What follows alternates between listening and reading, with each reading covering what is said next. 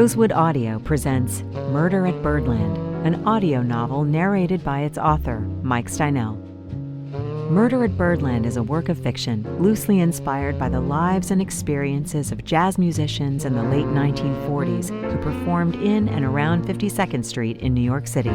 All names, places, and incidents depicted in this novel are products of the author's imagination. Any resemblance to actual persons, living or dead, or to real events is purely coincidental.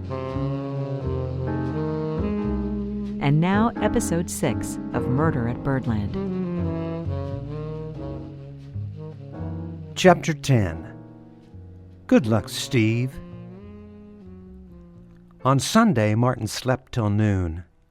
The experiment the day before had left him tired and confused. There was plenty to be confused about. What had happened to the niece that fainted? What about the Martin he last heard pounding on the front door? If that Martin had gotten in and they looped, would there forever be two Martins? If they'd repeated the loop using the photo Denise took, would there be three? If they kept repeating it, going out on the lawn with the same photo, could they produce an army of Martins? He caught himself thinking, they? There is no they, only me. Martin Spencer had lived a solitary, uneventful life. He had never flown on a plane, never owned a cell phone, never used email. He didn't even have internet at home. But after seeing how easy it was to order the film and the camera online, he was reconsidering. It was clear he might need it soon. Recent events had changed everything. He had begun to drink more and more often. By 3 o'clock he was already on his second Dewar's, reading the instructions for the Fuji and thinking about the week ahead. On Wednesday he would drive back to Morgan for Thanksgiving. Tamara would be there, maybe Winston too. He wondered if he should tell his siblings about Tony Martin. On Saturday, he would play with the Topeka Jazz Workshop for their annual holiday fundraiser. He looked forward to it, but other plans loomed, more adventurous and perhaps more dangerous. Going to 1949. First to Tootie's Mayfair in Kansas City, and then to New York. When? He didn't know. At times it felt urgent. But then he would remind himself, 1949 isn't going anywhere.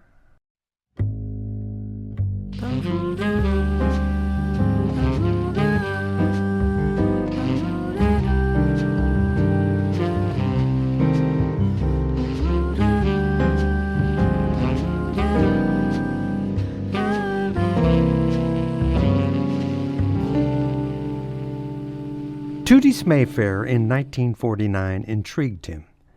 Just going there would be amazing. But watching his mother and Tony as they listened to Charlie Parker was beyond imagining. Could he talk to them? Would he want to? Maybe he'd just watch and listen to Bird. There were technical issues to solve before he could loop back anywhere with confidence. He'd need to travel with two photos. One to loop back to 1949, and a present-day shot to return. Without the second, he would be stuck in 1949. The problem was the photos burned. Even in the pocket of his suit coat, they were uncomfortably warm. Martin, being ever resourceful, had worked out a solution. A styrofoam sleeve held together with duct tape. Crude, but effective. On Monday, Martin did two things completely out of character. At 8 a.m., he called in sick and canceled all appointments. A few minutes later, he was ordering home internet.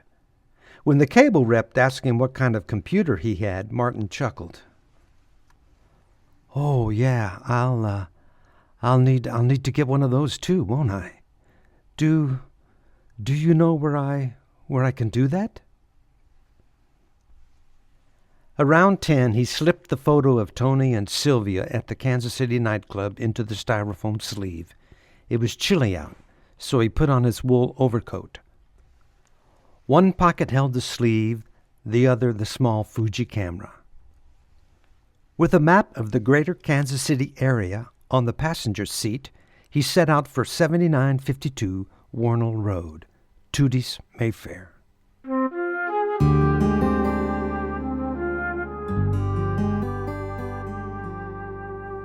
In 1949, 7952 Warnell Road was in the country. The owner, a retired detective, knew being outside the city limits would be good for business. KC police had no jurisdiction there, and to avoid trouble, he would only have to pay off the sheriff. In 2001, 7952 was still outside the city, but certainly not in the country. Subdivisions built in the 50s and 60s encircled the entire area. Warnell Road now had every sort of commercial enterprise needed to sustain a suburban lifestyle.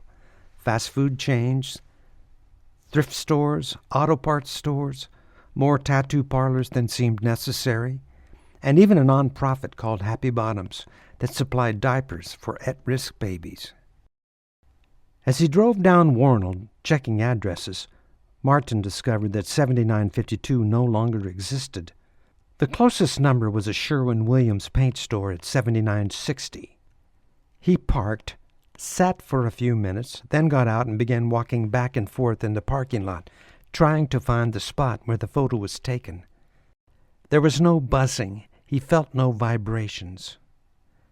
It must be inside, he thought. The store wasn't busy. The man behind the counter was helping a customer. He saw Martin enter. "I'll be right with you, sir." "No problem. I've got lots of time." Martin chuckled. It was true. He did have lots of time. Maybe 5 decades. He wandered through the displays of paint, thinners, brushes, drop cloths, and miscellaneous merchandise as the buzzing got by turns softer and louder. It seemed to be stronger near the counter. When the customer left, the salesman smiled. "Now, how can I help you?" Martin moved to the counter. He heard the sound. He felt the vibration. He clenched his teeth and said softly, I'll be back. Need to take a photo of now." The man leaned over the counter. I'm sorry, what did you say? I couldn't quite." Before he could finish, Martin was out the door, headed to the sidewalk in front of the parking lot.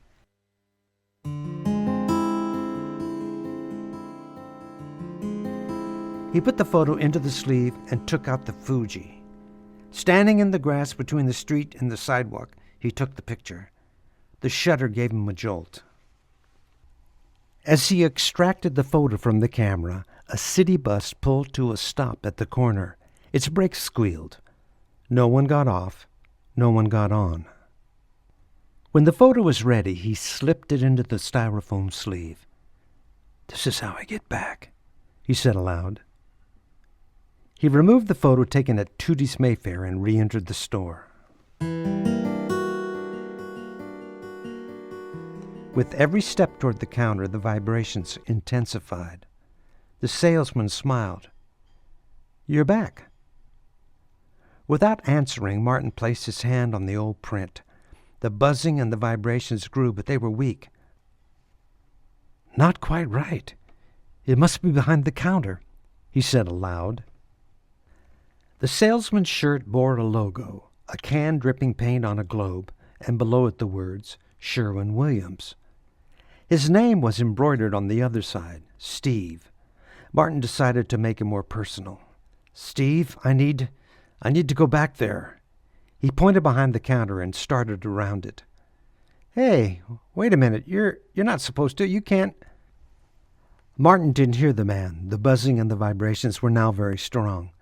Steve yelled, "You're not supposed to be back here. This is for employees only." Quickly, Steve's anger turned to worry as Martin's body began to shake and spasm. "Sir, are you having a... Should I call 911? He moved toward Martin and put his hands on Martin's shoulders to brace him in case he fell. Martin felt the man's hands. He turned. The buzzing was very loud. He screamed, "Don't!" and tried to push the man back without luck. The silence came.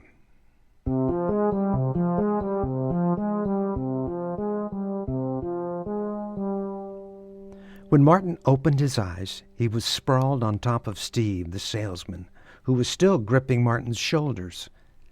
Steve's eyes were shut and his hands were clenched. Martin scrambled to get up, trying to break free, just as a large hand grabbed him. It was Bubba, the doorman / bouncer / club photographer, 6'5", 240 pounds. Bubba held a camera in one hand and Martin in the other. He glared at the salesman, who sat on the floor stunned. Steve's head whipped back and forth as he looked around the club. Bubba shouted over his shoulder, "Hey, boss! What should I do with these two? I didn't see them come in. Just turned around and they were rolling on the floor, fighting." "We weren't fighting," Martin protested. "Shut up, buddy." Bubba tightened his grip and glared at the salesman. "You sit right there, Sherwin." By now, Tootie himself was at Bubba's side. "Throw 'em out. We don't need troublemakers here." Bubba put down his camera, grabbed Steve by the collar, and pulled both men to their feet and dragged them toward the door. Martin twisted his head to look around. The club was packed. Over Bubba's shoulder, he saw his mother, Sylvia, watching with concern.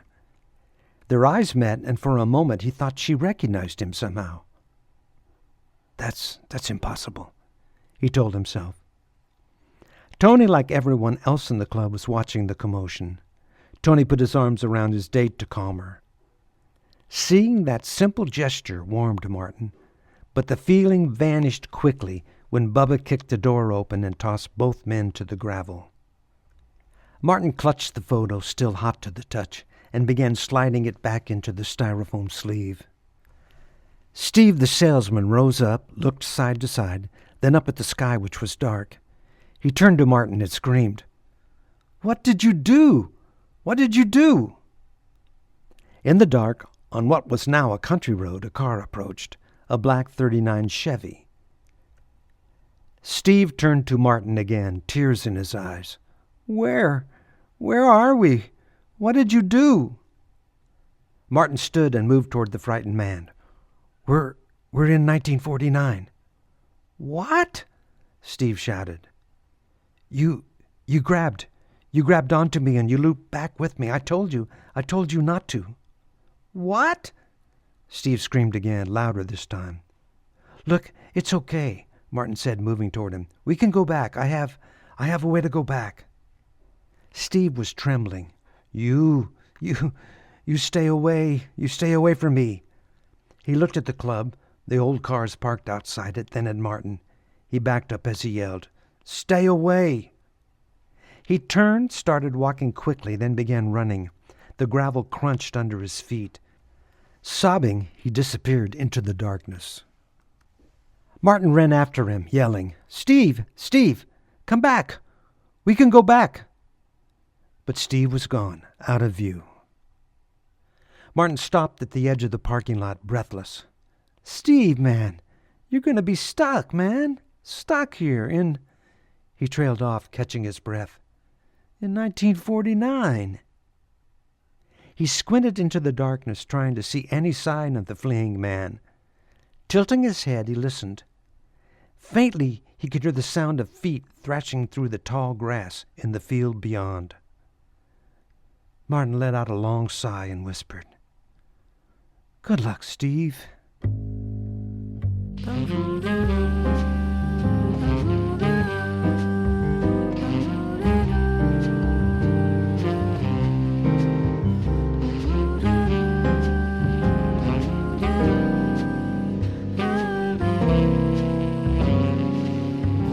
Chapter 11. Dead Bringer. Martin was still listening to Steve running through the grass when a taxi pulled into the parking lot. A short white man with curly hair got out of the back seat on the passenger side. He was carrying a black case. Another man got out of the back seat on the driver's side and stood looking up at the sky. As the taxi pulled away, Martin could see now that the man looking at the sky was African American. He had a cigarette in one hand and a saxophone case in the other. It was Charlie Parker. "Bird," Martin whispered, "and Red Rodney." Parker was still looking up as Red moved to his side and joined in his stargazing. Martin took a few steps closer to hear the conversation. Look at that sky, Chud. Look at all them stars. Red's real last name was Chudnik. Bird always called him Chud. You can't see stars like this in New York. Too many lights. Bird, with his head tipped back, took a long drag on his cigarette and blew the smoke straight up in the air. He turned back to look at the club, then up and down the road, lit by a single street lamp. It's nice out here in the country. Peaceful. Listen to the crickets, Chud. I haven't heard those in a long time. The night air was warm, and the insects had melded their song into a pulsating rhythmic chorus. That sound, Bird said, is the male crickets rubbing their wings together to attract the females. It's called stridulation. I read about it. He laughed. Fancy word, huh? Bird cocked his ear. Listen to that sound, Chud. All that noise, and they're just trying to get laid. He laughed again and took another drag on his cigarette. He blew the smoke out. Man, it's so peaceful out here. Maybe Chan and I should get a place in the country, huh? Get out of Manhattan? What do you think, Chud? Red Rodney nodded. Sounds swell, Bird. Maybe we should go in. We're running late. As the two walked toward the club, they caught Martin staring. Bird smiled. How are you, sir? I'm great, Bird. Can't wait to hear you. Parker nodded, took one last pull on the cigarette, threw it on the gravel, and stepped on it. Red had gone ahead and was holding the door open. Martin followed, but was stopped just inside by Bubba's enormous hand. We're sold out, mister. Martin held up a $10 bill. Bubba looked past him into the parking lot and asked, Where's your friend Sherwin? That's a good question, Martin said, then raised the bill again. Standing room? Bubba grabbed the money and said, There's room at the bar.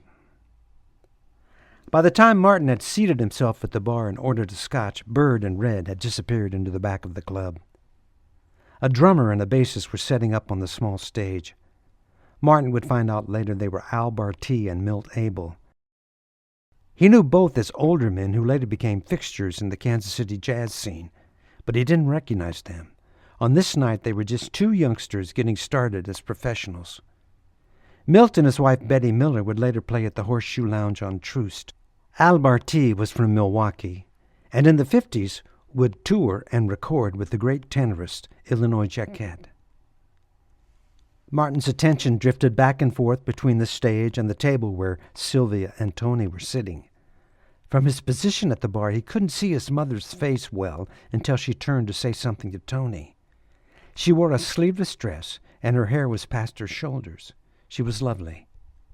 The two were deep in conversation when suddenly she looked past Tony and caught Martin staring at her. She smiled and nodded. Martin smiled back. She looked away for a second, then back at him, as if she was trying to remember a familiar face. Of course, Martin said to himself. I look like Tony, only older. The whole sequence felt strange and slightly embarrassing. Martin turned back to the bar. Milt walked to the bar, leaned past Martin, and asked the bartender, Frankie, Did George call? George who? Frankie asked. Salisbury, George Salisbury, the piano man. He's supposed to be here. Maybe he's running late and called. I don't know. Martin jumped at the name. Salisbury had given him jazz lessons in 1979. Frankie shouted to the owner, Tootie Clarkin, who was at the end of the bar. Hey, boss, any calls from a cat named George? Milt moved toward Tootie, trying to explain that the piano player was missing. The owner didn't care. Tell Bird to start without him. I'll try, Milt said. On his way back to the stage, he stopped where Martin was and ordered a drink. Hey, Frankie, could I get a scotch with water? As he waited, Milt kept glancing at the front door. Then he turned, smiled at Martin, who blurted out before he could stop himself. I can play. I play piano. I know all of Bird's tunes. It was true Martin had spent 3 decades mastering Charlie Parker's music. "I'll fill in till George shows up," he said. Milt smirked. I'm sorry. Have we met?" "I'm Martin." He held out his hand. "I've heard you play with your wife, Betty." "My wife?" Milt shook his head. "I'm not—" He paused. "Are you talking about Betty Miller?" Martin realized his mistake. Oh, crap. It's 1949. They're not married yet. Milt studied him. "Now, don't take this wrong, but how old are you? What'd you say your name was?" "Martin. I'm 51. "Look, Martin." Milt's tone was gentle. "I'm not sure if you've ever heard Charlie Parker, but his music is modern, bebop. It's a new thing. It ain't the swing style you're probably used to playing. The harmony, the tempo, like I said, it's a new thing." Martin almost said he'd been playing bebop for 30 years, but caught himself. Don't let my age fool you. I know Bird's music." Milt hesitated, then nodded. "Watch my drink. I'll be right back." After a short conversation with Al, Martin was summoned to the stage. When he arrived, Milt pointed at the piano. "Play something." Martin moved toward the keyboard and asked, What should I play?" Milt spoke at a fast clip. He was slightly irritated. "You said you know Bird stuff, so play, I don't know. Play Anthropology." Anthropology is a Charlie Parker composition based on the chord progression to Gershwin's I Got Rhythm. Martin looked at the keys, took a breath, and launched into the tune, fast and clean. After the melody, he dove into a solo. His left hand jabbed at the chords in quick staccato interjections, while his right hand weaved lines of arpeggios and scales, all connected smoothly with chromatic ornamentations. When he finished the first chorus, he heard Milt chuckle. He looked up to see the two men smiling at each other. That's good. Milt stopped him, then turned to Al. "I'll go back and get Bird and Red. We can get started." He looked at Martin as he walked toward the dressing room. "You sound cool, old man." He chuckled again. Al sat down at the drums and made some last-minute adjustments to the hi-hat. He tested it with his left foot, then tightened the screw to lock it in place. He smiled at Martin. "So, what's the name?" Martin Spencer." "Well, Martin, I don't know, but I think you might want to take off that coat. It's kind of hot, and when Bird gets out here, it's going to get hotter." Martin had forgotten he was still wearing the overcoat he'd worn into the Sherwin-Williams store in November of 2001. One pocket contained the styrofoam sleeve, the other, the Fuji instant camera. He couldn't risk losing either, but Al was right. It was hot. There was movement at the back of the club, and Martin swung around to see what it was. Bird, saxophone in hand, with Red behind him, and Milt leading the way, stepped onto the stage. Bird's demeanor was calm, his movements smooth and slow. He smiled at Martin. "Milt says you can play until George arrives. He says you're cool. Are you cool?" I'll do my best, Bird," Martin said earnestly. "Solid." Bird turned to Red and asked a question that was really more of a directive.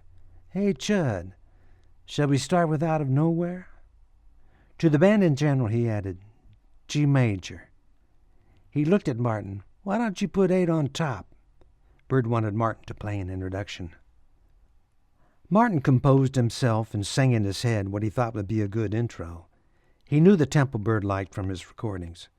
He took a breath and was about to drop his hands onto the keys when a great commotion began at the front of the club. Bubba held the door open, and a man sharply dressed in a brown pinstripe suit burst in, holding a cake with 29 lit candles. It was George Salisbury, the pianist, and he was singing Happy Birthday. Before he had finished the first line, the entire audience was singing along and standing. Bird laughed. Milt found the key and joined in. Martin followed. Red Rodney filled it out with fast bebop obligato lines. The song ended with a cymbal crash, and the audience clapped. Red jumped right back in, playing an up-tempo version. Al, Milt, and Martin followed Red's lead as George Salisbury made his way to the stage and held the cake up to his friend Charlie Parker. Bird was laughing as he bent down to blow out the candles. "Happy birthday, you mother!" Salisbury yelled. "Sorry I'm late, but I had trouble finding a bakery out here in the country. Had to drive back to town. Found one on Troost." The applause faded and Bird grabbed the microphone. "Let's have a nice round of applause for the late George Salisbury." Then, off the mic, leaning down toward his old friend, "Put that cake down and get up here so we can play some music." Martin moved to the stairs and was about to take the first step when Al yelled, "Hey, man, don't forget your coat."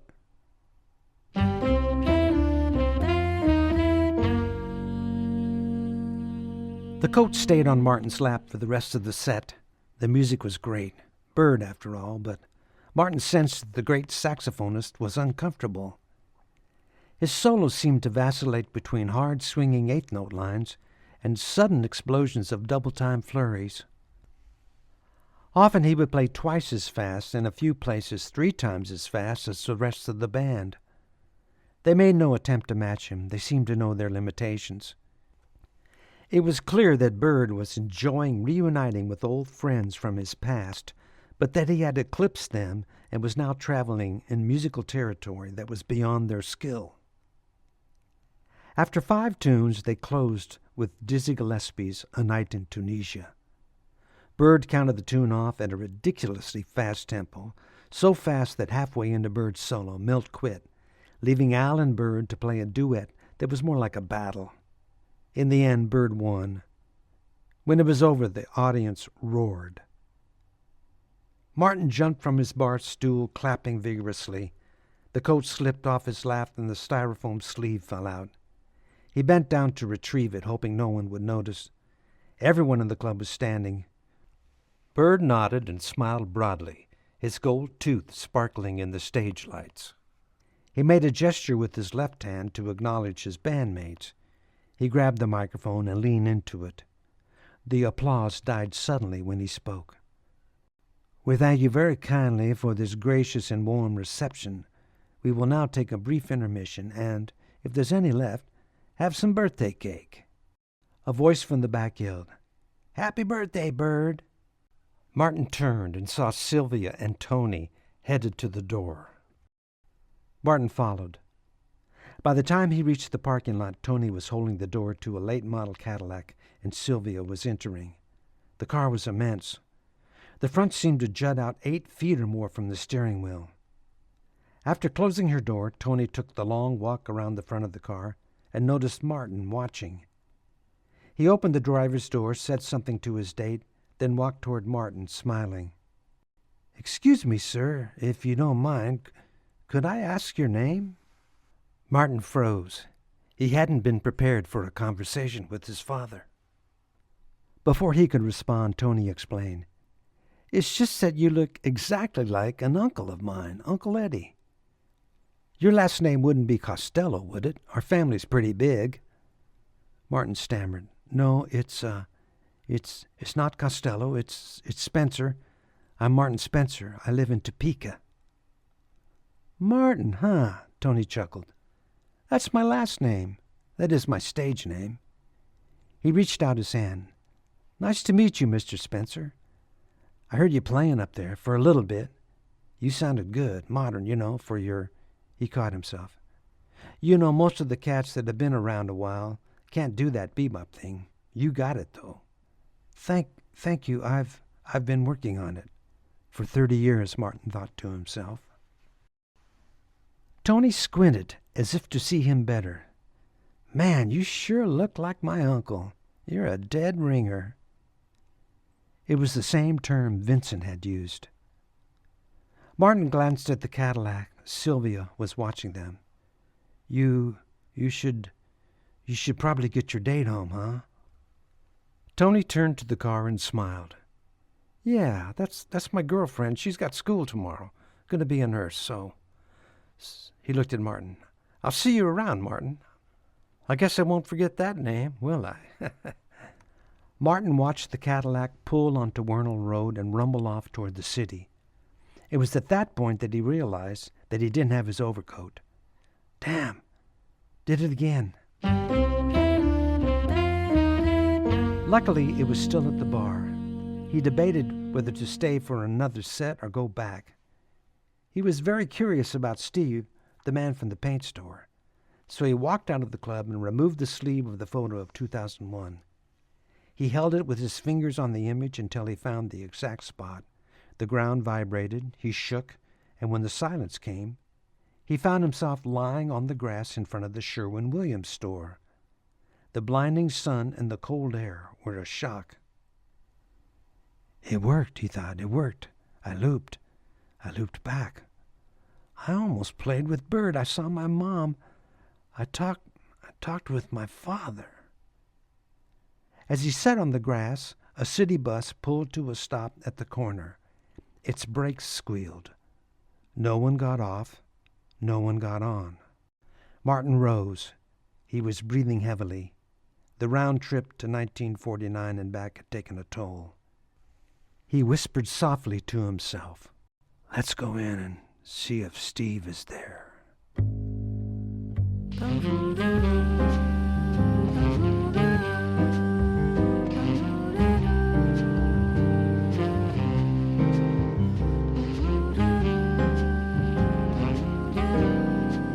You've been listening to Murder at Birdland, an audio novel. To learn more about the author and the story behind the music, visit murderatbirdland.com or mikesteinell.com.